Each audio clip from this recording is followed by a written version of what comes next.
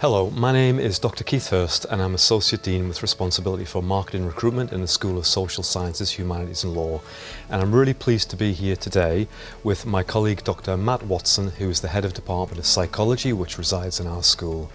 And what we're going to do, Matt, is we're going to think about some of the kinds of questions that crop up at open days. You and I have done loads of those together, you know the sorts of things. We'll pick a few out and we'll just try and have a chat about seeing if we can come up with some ideas to help our potential applicants. So the first thing that I think would be worth having a conversation about is, if someone's interested in psychology as a degree, should they, or is it useful to have studied psychology before? I think many more students have studied psychology before than in the past. There are more places running psychology at A-level now, but it's not essential. We take them from the very beginnings and basics of psychology right through to graduate level. So not essential at all. And we have students that have got the background in psychology and quite a lot that don't have a background in psychology as well. So both are acceptable. Okay, and does that make like a material difference when you start on the course? If, like, say I chose not to do A-level psychology, but I want to do it, when I'm sat in the classroom in the first year, am I going to feel at a disadvantage? No, not at all. Like I say, our team will take them from the start, that psychology syllabus, and teach people more. And some might even find it an advantage because they feel they can get more in depth with the studies without having any background knowledge or any preconceptions about the different things as well. The A-level syllabus for psychology are all quite different anyway, okay. So there's certainly no advantage or disadvantage to having studied psychology before. Okay, thank you. I know sometimes students get a little bit worried, don't they, about the breadth and depth of psychology, and thinking, how do we introduce some of the subjects that are maybe potentially a little bit more challenging to people who haven't studied them before? So I guess I'm thinking about things like, I don't know, some of the biology, some of the statistics. If they've never studied that, are they going to be okay? Yeah, I think it's one of the nice things about psychology actually, is that it almost doesn't matter what you've studied before, you will find that something that you've done will have relevance and give you some advantage. So if you've done history or English, for example, your writing skills are going to be exceptional. You're going to have really good writing skills, but also some of those skills around analysis, bringing together messy evidence, you're going to have an advantage there. Certainly if you've done biology, you're probably going to find the things with biological psychology easier. So the things around the brain, and if you've got maths background, the statistics is going to be easier. But that's the nice thing, is that regardless of which subject you did, there will be something which you're capable of doing and you have an advantage of doing. And it doesn't matter, because everyone else is in the same boat. The team will literally take you on all of those subjects you don't have the background in and work you through from the basics. Okay, that's really good to hear. So people who've had a look around our prospectus or our website, and probably some of our competitors as well, you see there are quite a number of different courses you can study in your department. So I'm thinking there's the single honours version of psychology, but there's also psychology with or psychology and. Could you maybe explain a little bit about what the differences between those courses are, please, Matt? Well, we've got 5 undergraduate courses. They're all accredited by the British Psychological Society, and those 5 courses are single honours psychology that you mentioned, psychology with counselling, psychology with clinical psychology, psychology with criminology, and forensic psychology. Okay. In order to get the accreditation with the British Psychological Society, we have to teach what the BPS say, their curriculum, if you like, their core areas as we call them. So those courses do overlap by about 60 to 70%, and that's us teaching those core areas. So if you do forensic psychology, you will be in classes with people that do single honours psychology. Okay. It's that kind of extra 25, 30% that creates the uniqueness for each of those courses.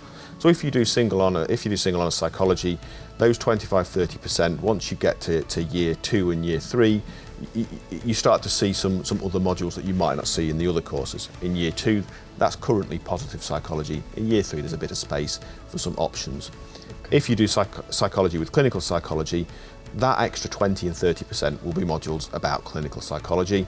If you do forensic psychology, there will be modules about forensic psychology. Okay.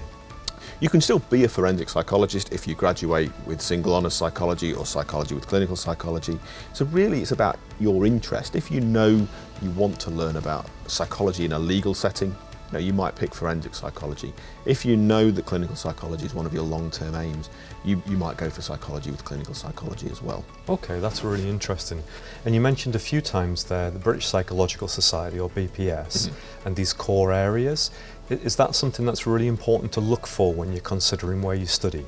Yeah, I think if you are going to study psychology, the first thing I would look for if I was an applicant would be, is the course accredited by the BPS? Because that means that if you graduate with a 2-2, you're eligible for graduate basis for chartership with the British Psychological Society. That's the first step to becoming a psychologist in the UK. You need to have that graduate basis for chartership, or GBC as we call it. Okay, and I think you mentioned that all of the courses in your department, they all have that accreditation. Yeah, all 5 of our undergraduates, all accredited by the British Psychological Society. Okay, thank you. So could we maybe think about how these different courses relate to the skills that employers are interested in, and what maybe the different career routes are? So I know for many of the people who are going to be listening to you today, this is some ways down the track because they're possibly still at school and college and just thinking about making their application. But I think there are varied ways of becoming a professional psychologist. So could you tell us a little bit about what you have to do to become a professional psychologist? Not in loads of detail, but a sense of that.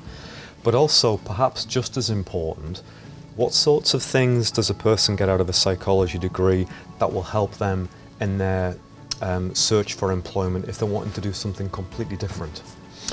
So I'll start with psychology. The key thing is getting that graduate basis for chartership. So that the accreditation that we spoke about, achieving that at the end of your undergraduate is the first step. Okay. If you want to pursue a career as a psychologist, and there are multiple different options there, so clinical psychology, counselling, psychology, forensic psychology, even an academic psychologist that does research and works in a university. You do have to study further. So you're looking at, for some of those courses it will be a master, some of those careers it will be a master's, some of them will be a master's and a doctorate. Some of them you might go and do some experience working in the NHS, for example, or working in a classroom, and then go and do a doctorate. So if you want to do educational psychology, you would probably work in a classroom or with children in some setting and apply for an educational psychology doctorate. Okay. Similarly, clinical psychology, you would probably work in the NHS and then go and work on a doctorate as well. Could I just check that I understand then the route through there? So you've talked about the BPS, and you've talked about needing to get a 2-2 in your degree, and then that gives you this, is it the graduate basis for chartership? Yeah. So someone who graduates from your department with that qualification, are they then in a strong position to go on and do further training if they want to? Yeah, absolutely. It would be the next step. Okay. You would need that further training. So certainly it qualifies you to get on to master's courses, to get the jobs, to get the experience that you require, to do the doctorate courses as well. Okay. What about the transferable skills? If somebody is interested in psychology, but actually they're not thinking, I'm going to spend the next number of years to become a forensic psych, for example, what sorts of things do they do that employers are interested in? It's a good question, actually, because many people see psychology as being about becoming a psychologist. Yes. And that's the career, very vocational, but actually it's a bit of a misconception. Only around 25% will go on to become psychologists, but it has a really high employability rate. Psychology does as a discipline. We typically graduates can expect to go on and get jobs in a whole range of different careers, simply because psychology is so relevant. Not only do you learn about a lot of the theories about people, which are useful, so if you go and become a manager, you'll have learnt on your psychology degree about group processes, about motivation, about emotion. They're really important for a manager in any discipline, from Aldi right through to Deloitte. So that knowledge, the psychology-specific knowledge, is very helpful, I think. From a transferable skills perspective, if we don't even see those as transferable, you still learn lots of really, really good skills. I think the one I think is most important is use of information, evidence-based use. Psychology, we will teach you to carry out research, to collect data, to interpret evidence, and that evidence is often very, very messy. It contradicts itself, so you have to piece together the best story that you can. And again, that's really valuable for lots of organisations. They will have loads of data, lots of information, and what psychology graduates are particularly good at is making sense of that data to make well-informed policy decisions, if you like, about how organisations should run, and those kind of things are really invaluable. Aside from that, you know, like I say, working well in groups is something that psychology graduates are really, really good at. They develop skills, particularly if you do one of our courses like psychology and counselling, around listening, around active listening, reflective practice, those kind of things, and those kind of skills, again, they're the softer skills that we sometimes forget about, but are critical for developing social capital within an organisation and advancing in that way and helping to influence things. Yeah. So real wealth of transferable skills. Yeah, no, that sounds really good. So one of the other things that I would like to ask you about are the opportunities while studying to be involved in things that aren't just sat in a classroom just writing essays. Of course, there's nothing wrong with that, but I imagine in your subject there's probably quite a range of different things that people have to do within their learning and some of the things that they choose to do. So could you give us a flavour of what types of things they can expect? The kind of extracurricular activities. Yeah, and the sorts of things that you know, I think psychology does experiments, and you know, you often see people hooked up to machines and so on, but I'm not sure how much of that would happen with an undergraduate. Well, we'd definitely be, there's always people looking for undergraduates and any people to be part of psychology experiments, and we'd almost expect that. You know, we're a living discipline and we have lots of people in our department that carry out research, so it's a good thing to do for an undergraduate psychology student to take part. You get a sense of what's happening. I think some of the other things I'd always recommend that they that psychology students join the Psychology Society. I think that's run by students. It's not. We work with it as a department, but it's a students' union society. But again, we very much encourage students to do that. We currently run a book club run by one of our members of staff who will read through books, psychology books. We'd encourage them to join the British Psychological Society, and they have lots of talks as well that people can go to. We can put students in touch with how they can go about doing those sorts of things. So I think they're some of the flavours. Some of the other things which are run more by the university than by the department, but things like students as researchers, so students can get involved in sometimes doing research with members of staff as research assistants. And then of course we've got volunteers, which I think psychology, for the last 2 years, psychology students have had the most hours in the university volunteering scheme out of all the other subjects. You know, our students typically are very altruistic and do a lot of work, voluntary work, and that's a great thing. You know, and some of the things they do is genuinely very humbling. It's incredible. Yeah. So that's something again that we've got a good track record our students doing, and we'd encourage them to do. Oh, that's great. I was also thinking about some of the things within the normal day-to-day teaching though. So is there some work in labs, like using computers or technology? What sorts of things would a student experience that isn't, you know, simply being in the library and reading books? Yeah, it's a very practical course, and to some extent this will depend on which of the different routes that they do. So forensic psychology students will be in our mock courtroom, and one of their assessments is for them to act as an expert witness in the mock courtroom. And I say a mock courtroom, it is actually a real courtroom. It's sworn in, and it is a replica of a real court. Okay. So you get a very good sense of what it's like to be in that environment. Aside from that, yeah, as you say, it is very practical as a course. So students will be making their own experiments, collecting their own data, culminating finally in their dissertation, where they're supervised to actually do what we hope will be a quite novel piece of research, a new piece of research, which is quite nice. If you do something like psychology and counselling, you'll undoubtedly be doing role plays where you act out almost a therapeutic setting with each other, and pretending to be a carer or a patient and a therapist, to practice those skills. A lot of case study work, particularly in psychology with clinical psychology, looking at like a case study of a patient and then and then maybe looking at some of the tests that might be used to assess somebody, and then working through what their formulation might be for their therapy, and working in that way. Again, very controlled setting at undergraduate level. We can't use real patients at that level, but they are case studies which are based on real patients as well. So very, very varied, quite practical in terms of the classroom. Definitely not just sat in a lecture theatre and sat in a seminar as well. Okay, thank you.